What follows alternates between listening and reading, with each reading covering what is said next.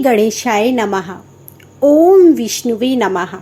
आज रसपान कीजिए पुरुषोत्तम मास महात्म्य में अध्याय 3 का। अध्याय 3 में मल मास का बैकुंड में जाना और भगवान श्री हरि को अपनी व्यथा बताना, इन सभी का वर्णन किया गया है। इसके बाद भगवान श्री नारायण बोले, हे नारद, भगवान श्री हरि ने जो शुभ वचन अधिमात से कहे वह लोगों के कल्याण की इच्छा से हम तुम्हें कहते हैं। ध्यान पूर्वक सुनो।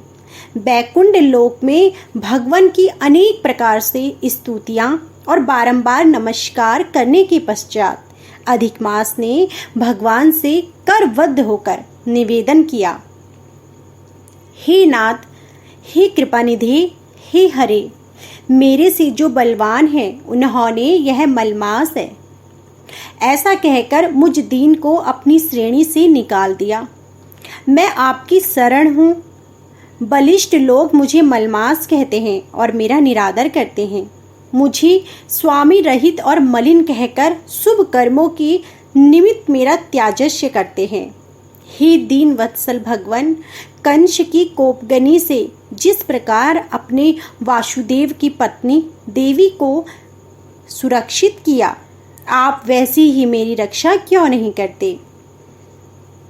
यमुना में कालीय नाग के विष से गौ चराने वाले तथा पशुओं की अपने जैसी रक्षा की, वैसे ही दीन बंधु आप मुझ शरणागत की भी रक्षा क्यों नहीं करते। पशु और पशुओं को पालने वालों एवं पशुपालकों की स्त्रियों की जैसे पहले व्रज में सर्प के वन में लगी हुई अग्नि से आपने रक्षा की, वैसे ही दीनवत्सल कहिए, मुझे शरण आए हुए आप मेरी रक्षा क्यों नहीं करते।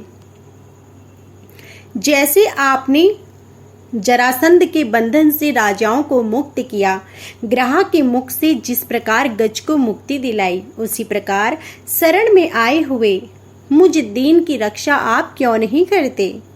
अपने स्वामी देवता वाले मासों द्वारा शुभ कर्म में वर्जित मुझ स्वामी रहित को देखते ही आपकी दयालुता कहाँ चली गई और आज यह कठोरता कैसे आ गई। इस प्रकार भांति भांति से मलमास भगवान से विनती करता रहा। श्री नारायण बोले, इस प्रकार भगवान को कहकर स्वामी रहित मलमास आंसू बहाता हुआ जगतपति के सामने चुपचाप खड़ा रहा। उसको रोते देखते ही भगवान शीघ्र ही दयार्द्र हो गए और अपने पास में खड़े दिन मुख मलमास से बोले। श्री हरि बोले, हे वत्स, तुम अति शोकाकुल हो। यह महान शोक जिससे तुम व्याकुल हो कौन सा है।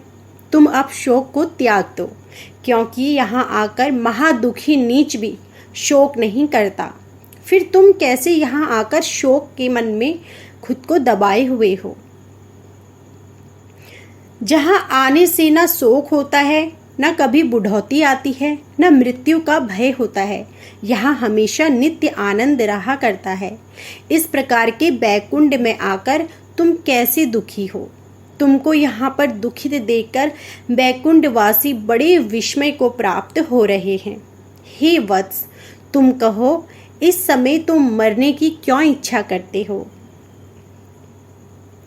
श्री नारायण बोले, इस प्रकार भगवान के वाक्य सुनकर बोझा लिए हुए आदमी जैसे बोझा रखकर श्वास पर श्वास लेता है, इसी प्रकार अधिमास मधुसूदन से बोला।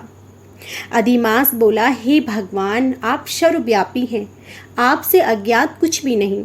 आकाश की तरह आप विश्व में व्याप्त होकर बैठे हैं। आप चर अचर सब में व्याप्त हो। आप सर्वसाक्षी और विश्व दृष्टा हो तथा निरंतरण और निराकार रूप से सब प्राणी आप में ही निवास करते हैं। हे जगन्नाथ, आपके बिना कुछ भी नहीं है। क्या आप मुझ अभागे की कष्ट को नहीं जानते हैं। तथापि हे नाथ, मैं अपनी व्यथा को कहता हूँ। जिस प्रकार मैं दुख जाल से घिरा हुआ हूँ, वैसे दुखित को मैंने न कहीं देखा है और न सुना है। क्षण निमेष मुहूर्त पक्ष, मास, दिन और रात सब अपने अपने स्वामियों के अधिकारों से सर्वदा बिना भय के प्रसन्न रहते हैं। मेरा ना कुछ नाम है और ना मेरा कोई अधिपति है और ना कोई मुझको आश्रय है। अतः क्षण आदि समस्त स्वामी वाले देवों ने शुभ कार्य से मेरा निरादर किया है। यह मलमास सर्वदा त्याज्य है, अंधा है, गर्त में गिरने वाला है, ऐसा सब कहते हैं और इसी कारण से मैं मरने की इच्छा करता हूँ। अब जीने की इच्छा सी नहीं है। जीवन से तो मरना ही उत्तम है। जो सदा जला करता है वह किस तरह सो सकता है। हे महाराज, इससे अधिक मुझको और कुछ नहीं कहना। वेदों में आपकी इस तरह प्रसिद्धि है कि पुरुषोत्तम आप परोपकार प्रिय हैं और दूसरों के दुख को सहन नहीं करते हैं। अब आप अपना धर्म समझकर जैसी इच्छा हो वैसा करें। आप प्रभु और महान हैं। आपके सामने मुझ जैसे पामर को घड़ी घड़ी कुछ कहते रहना उचित भी नहीं है। मैं मरूंगा, मैं मरूंगा, मैं अब ना जीऊंगा, ऐसा पुनः कहकर वह अधिमास ही ब्रह्मा के पुत्र चुप हो गया और एकाएक श्री विष्णु के निकट गिर गया। तब इस प्रकार गिरते हुए मलमास को देख भगवान की सभा के लोग बड़े विस्मय को प्राप्त हुए।